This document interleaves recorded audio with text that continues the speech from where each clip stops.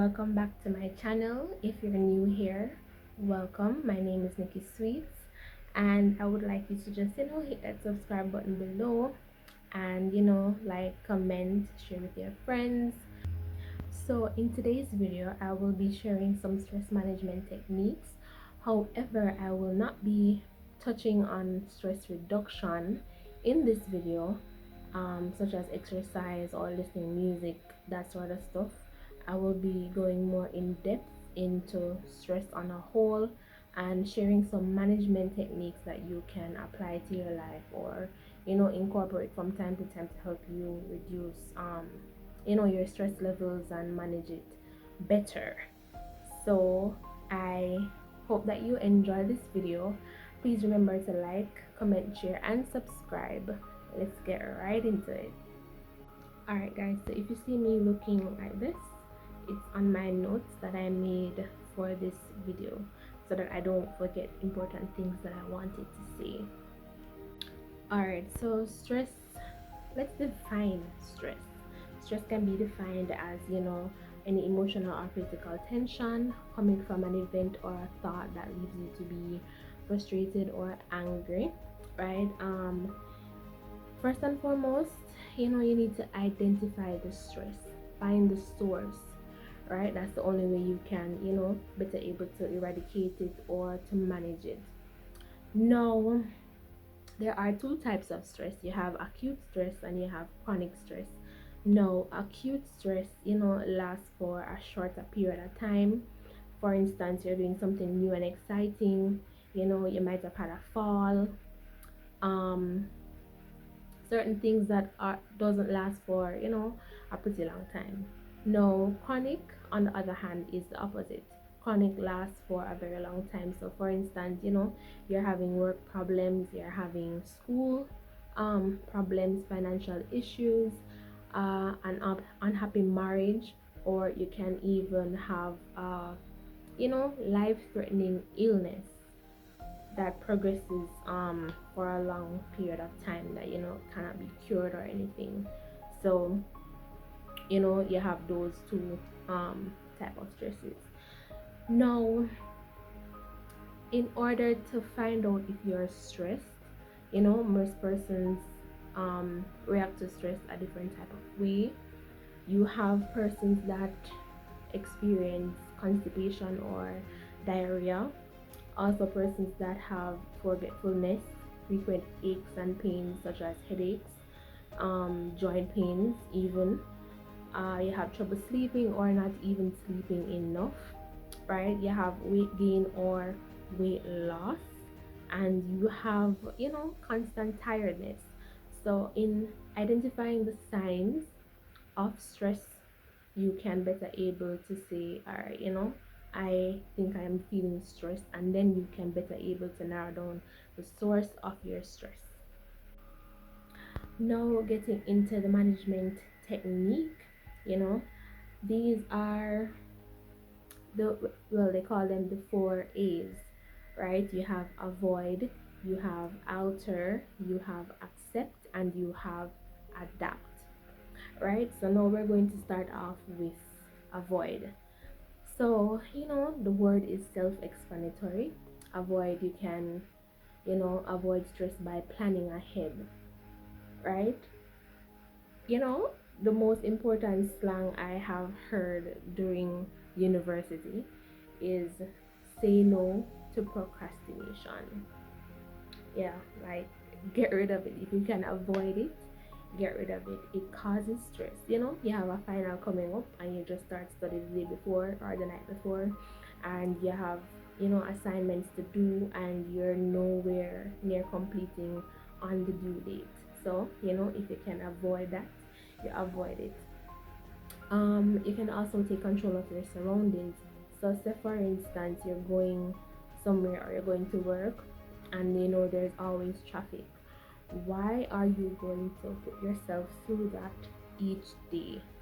Leave out earlier, right? Get things done beforehand, so you don't have to bombard your time with things that could have already been done previously, or the day before. So take control of your surroundings. Another thing you can do is, avoid people that bother you. So for instance, you're on this you walk on a particular street on a daily basis, and you know you always pass somebody on the road that annoys annoys you very much, and they do some stuff sometimes that you really don't like. I mean, if there's another route to where you need to go, you can take that route, just to avoid that person. Or even, somebody from work, that co-worker, you can, you know try your best to avoid the person, because they stress you out. Them just, they don't make no sense. Anyways, yeah. So you avoid that person, or you avoid that, pathway, or the road, or the street that leads you to your destination, right? And also learn to say no. It is something that I am still, you know, learning to do, but learn to say no. Like, there's a difference between being charitable and being foolish, right? Um, Basically, what I'm saying is, do not overwork yourself. If you have things to do on a particular day, and somebody, asks you to do something that requires a heavy load, or even too much of your time, do not book it for that day. You understand? You can, let them know that you would like to help them, but at this time it's not going to be so feasible because of, all the stuff that you have to do. So you learn to say no. And another thing is, practice avoiding um jumbling up your schedule, right? If you have two things to do on the road, you get those two things to do on the road done. However, don't go on the road in the morning, come back home, do stuff, and say you forget, and then you have to go back on the road. So, prioritize your activities so that you avoid doing double work, right? So even though some problems can't be avoided, there are, other techniques that I would mention that could better help you. Now, the second one is to alter, trying to change your situation for the better. Now, altering means that, you know, you try to change what you would normally do. So, say for instance, that person that we talked about that always annoys you, or the coworker that you can't stand, communicate to them openly. Tell them what annoys you, and what most likely stresses you out. And then, from there you would have, a clear opening, and they would better understand that, something that they do stresses you, and so forth. You can also manage your time better. It's also close to what I spoke about recently about, grouping your activities together. So what you have to do on the road, you get that done. What you have to do at home, you get that done. Schoolwork, work on a whole, you group it so that you can manage it all together, right? And then you can state your limits in advance. So, you get a phone call from a friend, and you're, busy. However, you decided to take that phone call, let them know that, hey, I'm kind of in the middle of something, but I have 5 minutes to spare, go ahead, talk. And, as soon as that 5 minutes is up, depending on the conversation, if it is life threatening, then I do advise you to stay on that call, or whoever it is that you are seeing in front of you. um However, if them call you for just, complain about something that they have been complaining about weeks upon weeks, or them wallowing in their so for instance, them broke, them want something to buy, or they even call it to gossip. I mean, you got to cut that. You have stuff to do, and you made it clear that you only have X amount of time at the beginning of the call. So yeah, you set your limits in advance. Now the next one is accept. So we did avoid, we did alter, and then we are at accept. Now accepting is, sometimes we have to accept the things that are already there. You can't change it, so you just have to roll with the punches, right? So what you can do though is, you talk to somebody, have somebody that you can talk to. They can, offer you some comfort, offer you some advice for, probably you have financial issues. They can say, me know one place where you can throw a partner with, or me know one place where you can, set up a savings account and you get interest and all them something there, talks like those or persons like those. um Another thing is to forgive, right?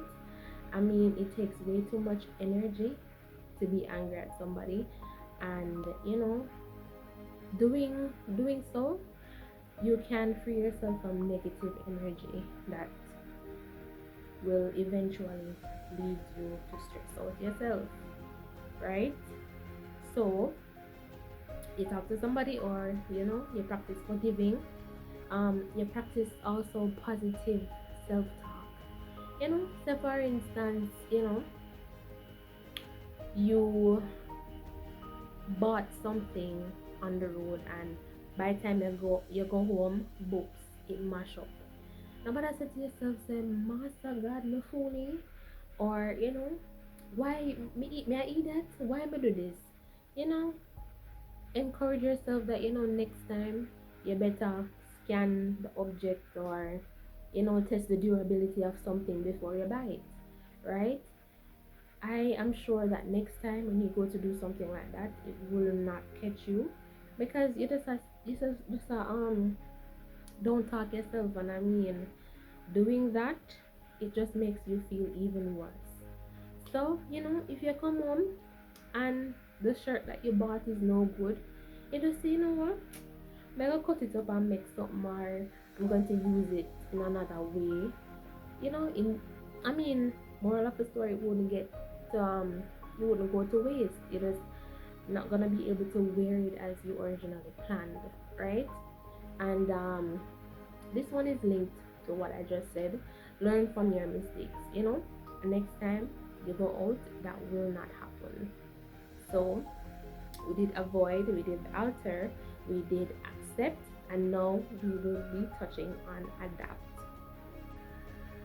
Alright, so I think it was in high school. I always hear some people refer to them as a lizard, because lizards adapt to their environment. I'm like, what? And they're like, yeah. And I'm like, okay. So basically, to adapt is to, you know, changing your standards or your expectations. So, you adjust your standards. You ask yourself, all right? No, you tell yourself, I need to get this assignment done. And, you really ask yourself, do I really need to watch another episode of this series? Or do I really need to see this movie tonight? Do I really need to be on the phone this long? Do I really need to go on the road? Right? You prioritize what you need to do at that specific moment in time. Right? You practice also thought stopping, right? So you stop the gloomy thoughts. You stop telling yourself that you're not good enough. You stop telling yourself that you're, an idiot, and all these things. In turn, you build up your self-esteem to really take on issues that usually stress you out, right? So, say for instance, you have a presentation at school coming up, and you're just shaking and you're determined and say, boy, I'm not gonna do good enough, I'm not gonna get A and all them something there. Don't do that. I bet you as soon as you step up in front of the class, all you're going to feel is nerves and those gloomy thoughts just swirling around in your head. Before you go do your presentation, you hype up yourself like, this one and nothing, we can do this, and you bust a one prayer, and also to be prepared. A good presentation is not going to just pop up out of the bloom, unless it is you, unless it is something that you have already done before, and even so you need to prepare yourself, right? So also you can reframe the issue, like a COVID time now and you can't get to go out a door.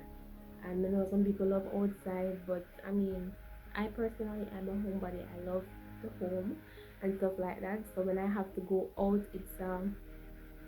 it kind of dampens me and stuff I love to do in the house and stuff.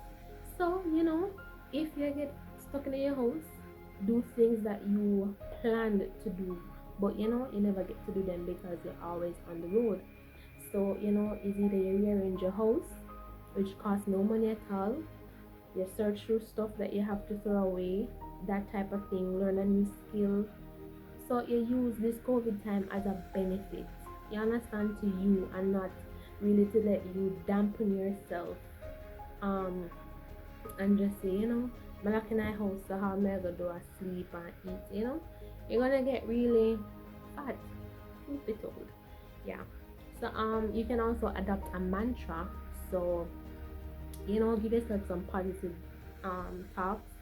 Look in the mirror, I am beautiful, I can do this, I can manage whatever life throws at me and stuff like that. And also look at the bigger picture. Will this thing that is stressing me out matter in the next 5 years? Will it or will it not? So really assess your situations and assess yourself. In another video though, I will be speaking on some stress reduction tips, right? So this is a technique, and then this is that I will be talking about tips. Now the difference between the management technique and the stress reduction is that the management techniques often makes the stress reduction tips much easier to do. All right. So what you can do is like practice these techniques from time to time and use them interchangeably, so that for whichever situation that you're in, you draw for one or you draw for two, or probably you just try to incorporate it in however it is needed, right? So I have now come to the end of my video. I appreciate you for staying tuned all this time, and I hope that you leave a like, you comment, you share, and if you aren't already subscribed, that you leave that little gift down below, right? You subscribe. Um Also, I want you to comment, like, what I have said. I want you to comment on whichever one that you have seen yourself use but you didn't actually know that you use, right? So whether it is to avoid, to accept, to adapt, or to alter. All right. And I hope to communicate with you guys more, and I hope that you do have a good week. This is the girl Nickiisweetz. I'll see you later.